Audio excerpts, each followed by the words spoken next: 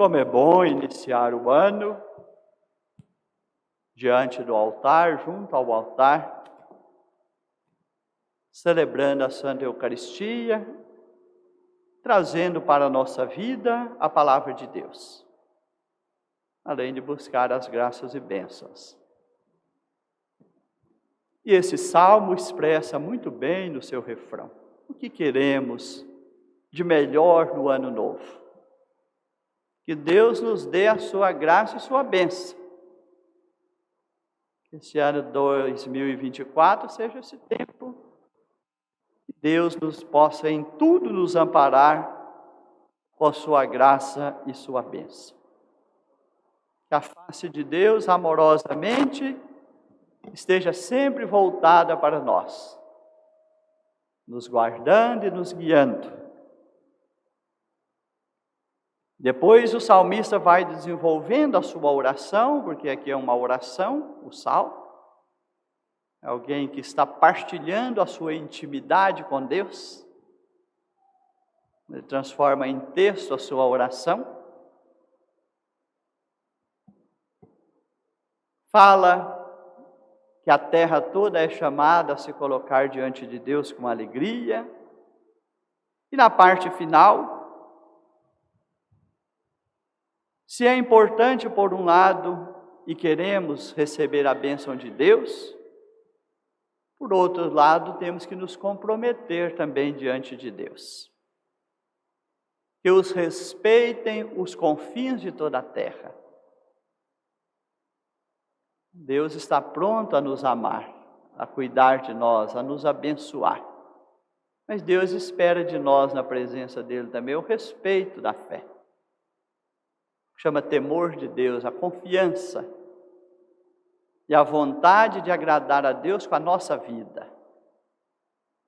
Quanto mais esta for a nossa busca de agradar a Deus com a nossa vida, mais Ele derramará sobre nós suas graças e suas bênçãos. Mais irá nos cumular dos seus dons. Se esta é verdadeiramente a nossa vontade de agradá-lo com a nossa vida. O primeiro dia do ano, na liturgia, é uma solenidade. Santa Maria, Mãe de Deus, baseado no texto da segunda leitura. E também temos nesse dia, por iniciativa da Igreja, desde 1967, pelo Papa Pio VI, Paulo VI, nós temos o Dia Mundial da Paz. Começamos o ano também. Se aquele que nasceu para nós de Maria é o príncipe da paz, então a igreja dedica o primeiro dia do ano a ele. Que ele seja fonte de paz no mundo inteiro. E vivemos dias tão difíceis, de tantos conflitos, de tantas guerras, de tantas polarizações, de tantas divisões que comprometem a paz. Na segunda leitura, então, considerando hoje, reverenciamos Maria como Santa Mãe de Deus, o texto da carta aos Gálatas, no capítulo 4,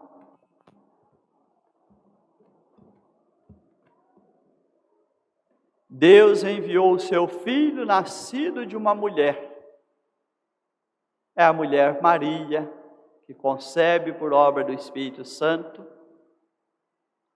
O Filho que vem do seio da Trindade é Deus com o Pai, que assume a nossa condição humana, sem deixar de ser Deus. Então, se Maria oferece o seu ventre para gerar o Filho de Deus, então ela é a Mãe de Deus. A igreja hoje faz esta aclamação e reverencia Maria. Recebeu no ventre Deus, Filho, e o deu ao mundo. Se ela é a Santa Mãe de Deus, ela é a cheia de graça. Por especial desígnio de Deus, ela foi escolhida disse sim a Deus para conceber por obra do Espírito Santo e dar ao mundo o Filho de Deus. Por isso podemos sim, diante de Maria, reverenciá-la, Santa Maria, Mãe de Deus, cheia de graça, Mãe de Deus. Maria nasceu cheia de graça, permaneceu cheia de graça e está na glória de Deus, na plenitude da graça.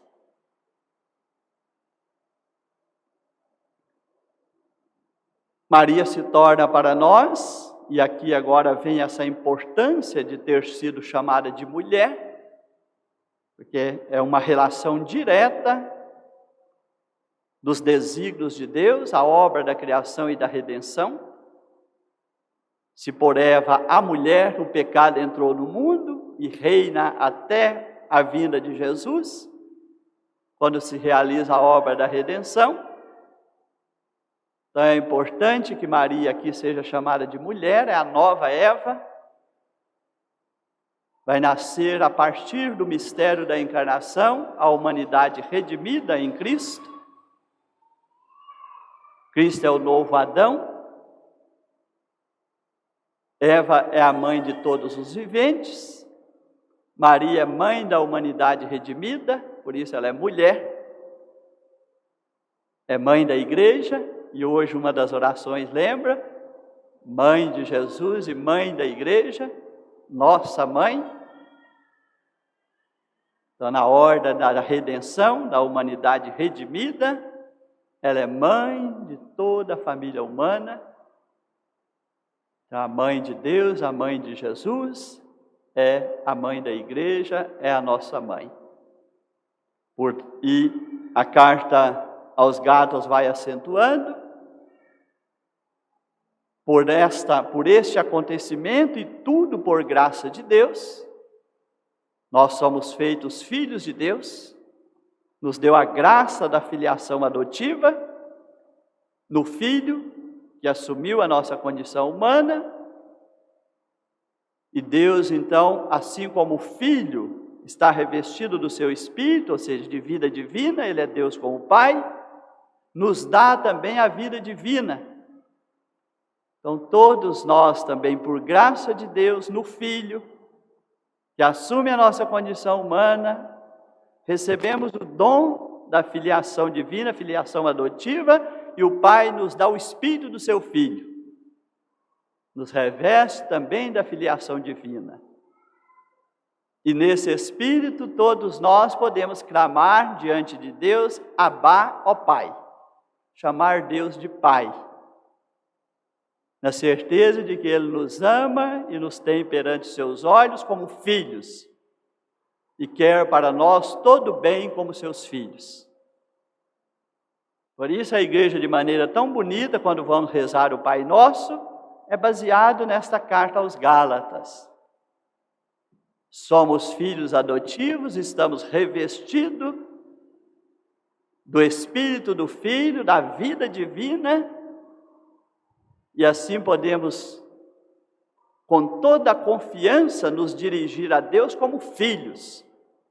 Por isso podemos fazer, para rezar o Pai Nosso, Pai Nosso. Para usar a palavra Pai, nos reconhecendo diante de Deus como filhos, podemos fazer esse gesto.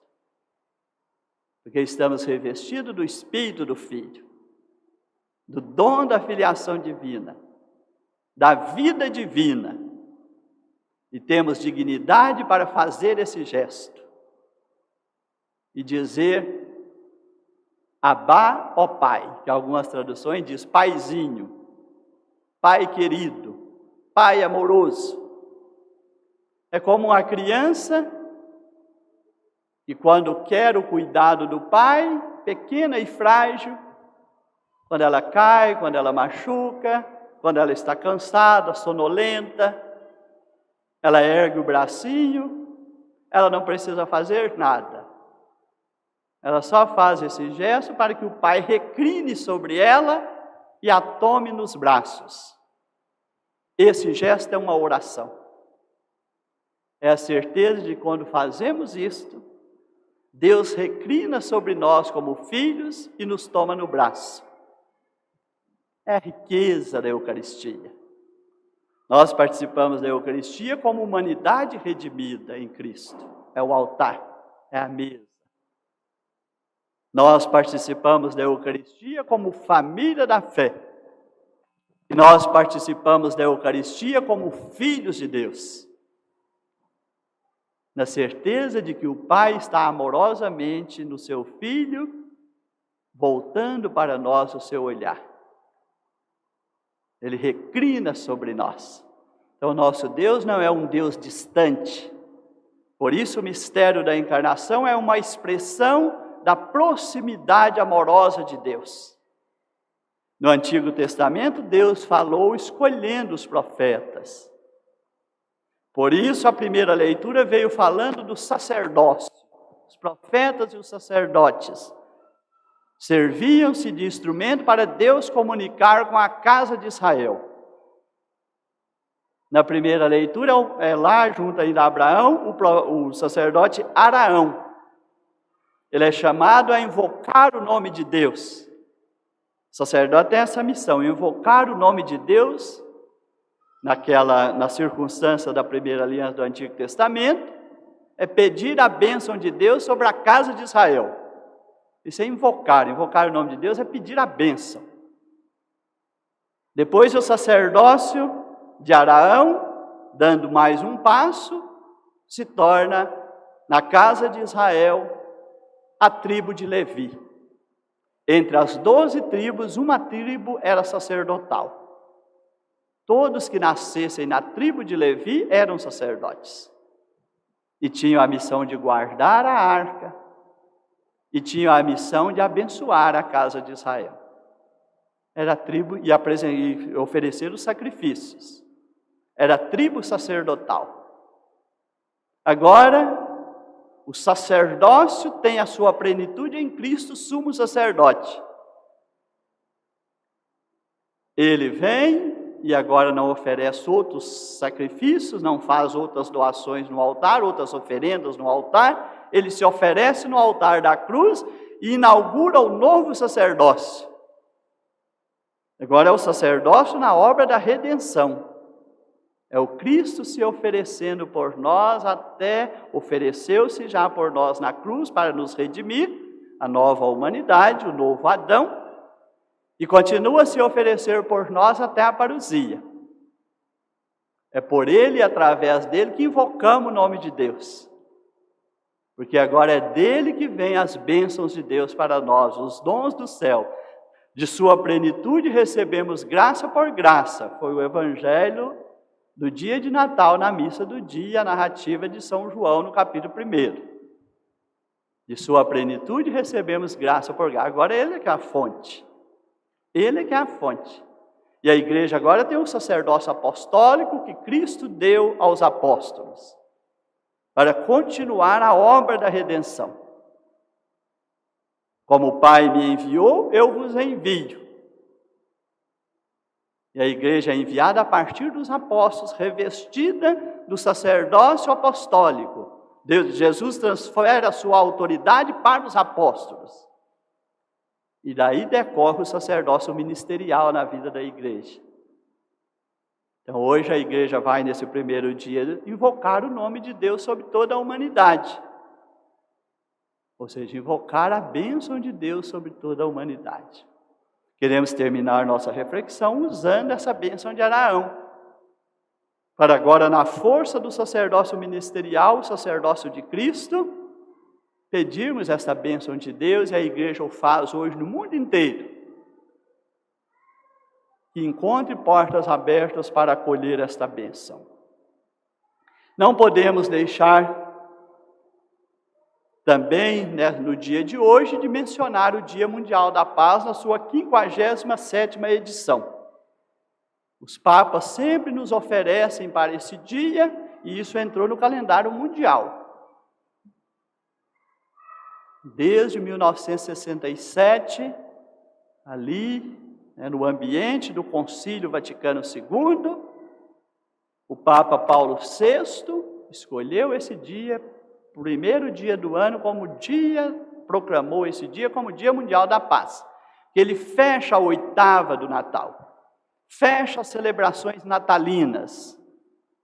E Jesus foi anunciado como o príncipe da paz. Este que veio até nós, o Filho de Deus, nos redimiu, nos tirou da escravidão do pecado e da morte, nos trouxe o dom da filiação divina, nos revestiu do Espírito, concedendo que o Pai nos revestisse do seu Espírito, de vida divina. O que Ele quer de nós e para nós? A paz. Será chamado Príncipe da Paz. E quando os anjos foram até os pastores, fizeram um anúncio do nascimento de Jesus, eu vos anuncio uma grande alegria, hoje nasceu o Salvador, que é Cristo Jesus. Logo, o coro dos anjos se pôs a louvar, glória a Deus nas alturas e paz na terra aos homens de boa vontade. Deus visita a humanidade e quer ser para ela fonte de paz. Só que a humanidade ainda não se abriu a esse dom de forma mais plena. Por isso, o capítulo 1 de São João diz: a luz veio ao mundo, mas os homens preferiram as trevas. Hoje, muitos ainda preferem a guerra do que a paz. Preferem as trevas à luz. Quantos líderes mundiais hoje ainda de nações fazem opção não pela paz, mas pela guerra, porque preferem as trevas à luz, e gera tanto sofrimento, tanta dor, tanta morte. Quantos conflitos nós temos entre países, gerando aí essas guerras sanguinárias, essas guerras estúpidas, que matam. Nós não queríamos guerra em forma alguma. Não é possível. Hoje a mensagem do Papa é inteligência artificial e paz.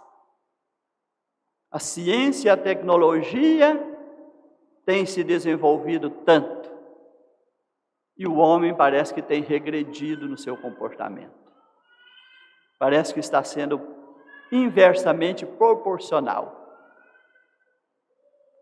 O sentido da evolução científica e tecnológica deveria ser o crescimento do homem, porque é dom de Deus que brota da inteligência que Deus dá ao homem para desenvolver a ciência e a técnica. Mas o homem apropria-se desse dom de Deus de forma arrogante e muitas vezes instrumentaliza a vida.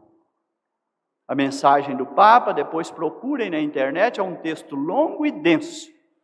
Precisa ser uma leitura teimosa, porque a mensagem é muito densa, falando de inteligência artificial e paz, dizendo até onde a ciência é benéfica e quando ela deixa de ser benéfica, até onde o desenvolvimento da tecnologia é benéfico e a partir de quando ele deixa de ser benéfico. Mas dito de maneira resumida, a ciência e a tecnologia desenvolvem para o bem do homem, para trazer melhores condições de vida para o homem. Quando deixa de cumprir isto, como o homem deixa de ser meio, o homem e a natureza, a criação. Então, a ciência e a tecnologia desenvolvem para o bem do homem e da criação. Quando deixa de ser isto e começa a instrumentalizar o homem e a natureza, passa a ser um mal, porque fica destrutivo. E quando, ao invés de trazer um benefício para o homem, começa a competir com o homem e com a vida, aí perde a sua grandeza, se torna uma ameaça.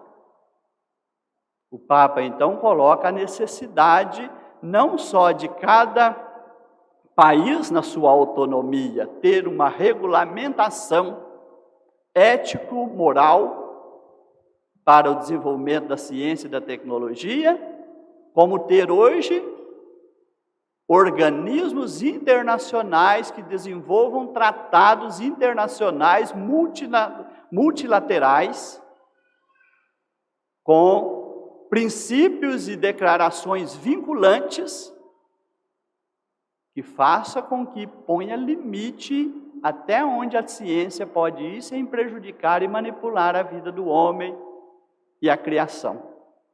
Até onde a tecnologia pode ir de forma ético-moral, sem instrumentalizar o homem para os seus interesses.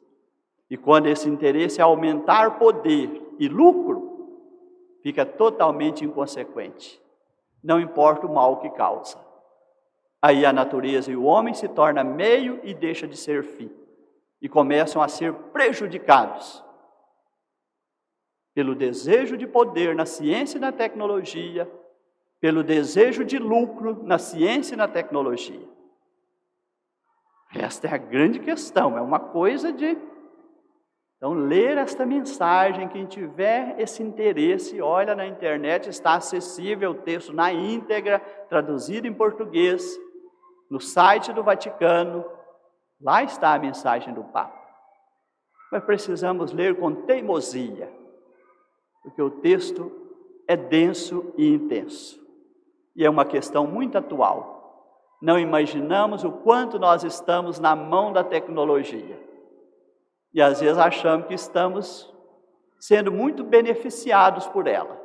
Somos beneficiados sim por ela, mas estamos sendo muito instrumentalizados sem perceber. Então a questão hoje do algoritmo, que começa a impor às pessoas, interferir nas escolhas das pessoas e direcionar as pessoas, manipular as pessoas. Então entra o texto, foi desenvolvido no entorno da inteligência artificial, que tem o algoritmo como sua referência, que vai construindo raciocínio similar ao raciocínio humano, mas que não tem critérios de valor ético, moral, e também não faz leitura crítica de nada. Apenas faz combinação de dados. E isso pode se tornar inconsequente.